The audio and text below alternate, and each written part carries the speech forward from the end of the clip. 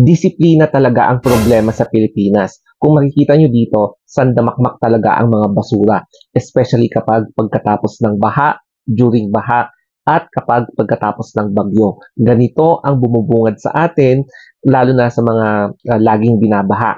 Kasi kahit na gaano kaganda yung makeup mo or kahit na gaano ka kaporma, pero kapag hindi ka naman marunong magbasura or magtapon ng maayos ng inyong mga basura, ganito talaga ang magiging mangyayari. Sa isang nag-comment sa last na vlog ko, sabi niya dito, malaking dahilan kung bakit mabilis tumaas ang baha. Resulta ng industrialization at urbanization, which is isang factor yan. Marami nang itinayo mga pabrika at mga subdivision. Kahit mga bundok at kakahuyan ay nakakalbo na lang ng mga dating pinapalayan natin or dating tinataniman natin. So, ngayon, sementado na. Yung lakas ng ulan, imbis na dumidiretso sa lupa at nahaharang ng mga ugat ng puno at mga damo, ayun, nagiging bahana. So, diretso sa mabababang lugar. Apektado mga nakatira na dadaanan ng mga baha.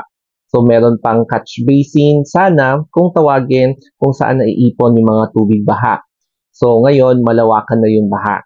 So, marami ng mga industrialist, capitalist na umaasenso, pero kawawa yung mga yung mga apektado kapag may mga ganitong sakuna, malakas na ulan or bumabagyo.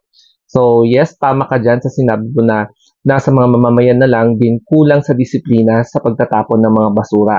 Nadadamay din yung mga maayos sa mga nagtatapon ng mga basura. Yes, totoo yan kasi kahit na gaano kaayos sa sarili mo o kaya gaano ka kadisiplina, kung meron naman talagang mga pasaway, so nadadamay talaga tayong lahat.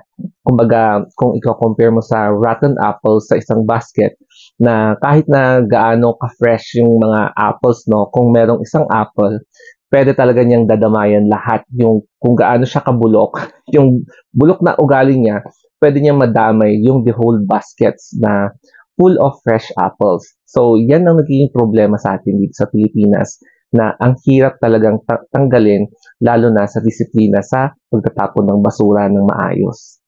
Pati rin dito sa amin, binabaha at ang isa sa mga pinaka-cause ay yung improper disposal ng waste. So, kung makikita nyo, yung mga news dito, nagkakaroon ng clogging sa mga drainage kasi nga dahil sa basura. So, nagkakaroon din dito ng flooding kahit na mataas ang elevation dito sa Benguet or bulubunduking lugar. Kasi nga, sa hindi tamang disiplina sa pagbabasura. Kahit na sosyalan ka, pero hindi marunong magtapon ng basura. Lumakas na kasi yung bagyo, no? Si Enteng or international name na Yagi. So, kung makikita nyo dito ay meron na siyang mata. So, i-close up view natin siya. Kahit napapalayo siya sa Pilipinas, pero lumalakas pa rin siya, no? So, ayan, no? Ayan yung eyes. O, di ba? Tapos, eto naman yung Luzon. So, akala natin nakawala na siya, pero nung lumaki siya, ayan, parang mas lalo tuloy na apektado tayo dahil sa kanyang enhanced monsoon, no? So, papunta na siya sa may Hainan Island ng China, and then I'm not sure kung ganyan pa rin yung direction niya sa mga future days to come, pero ang laki ng bagyong ito. So, as in, buti na lang umalis na siya nung tamang-tamang tiyempo na papalakas na siya. So, God bless na lang sa lahat and ingat-ingat lalo na sa mga place na may mga laging binabaha.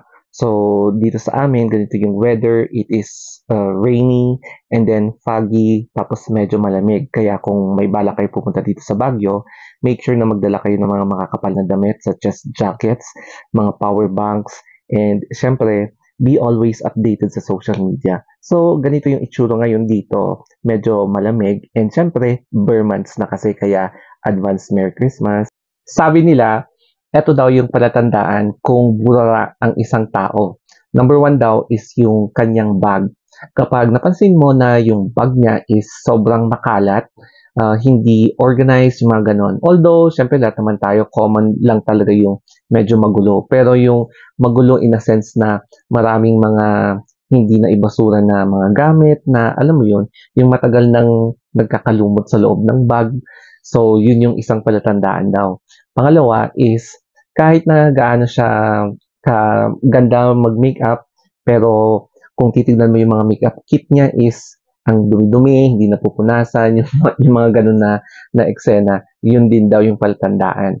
Then number 3, kapag pupunta kayo sa bahay nila and then yung sa room niya is talagang burara, yun yung isa sa mga palatandaan na hindi daw masyadong marunong magtapon ng basura ang taong ito or talagang poor yung kanyang discipline sa pagtatapon ng basura. So, yan daw yung palatandaan. And yung isa pa is kapag hindi malinis yung CR. Ayan. So, kahit na gaano ka-porma yung isang tao, kahit na gaano kalinis yung itsura niyang pumupunta sa labas, kung yung CR naman is sobrang madumi, it means one thing, burara daw ang isang taong ito. So, yun daw yung hindi ko lang alam kung pati sa inyo din, ganito din yung observation nyo. Pero syempre, it is a case-to-case basis. Pero ito daw ang isa sa mga effective na paraan kung paano mo daw ma-determine if malinis ang isang tao o kaya isang burara. Kaya ngayong tag-ulan, laging updated kayo sa mga updates, especially sa news o kaya sa official na social media pages nila para matrack natin kung may disturbance ba sa weather sa ating lugar, kapag may flood advisory, mga landslide advisory, mga ganyan. Okay, so follow me sa ating Instagram account, The Story of Anthony. Ayan po guys. And syempre sa ating mga social media accounts sa YouTube, Facebook, TikTok, Threads, and Twitter. Okay? So thank you and have a nice day.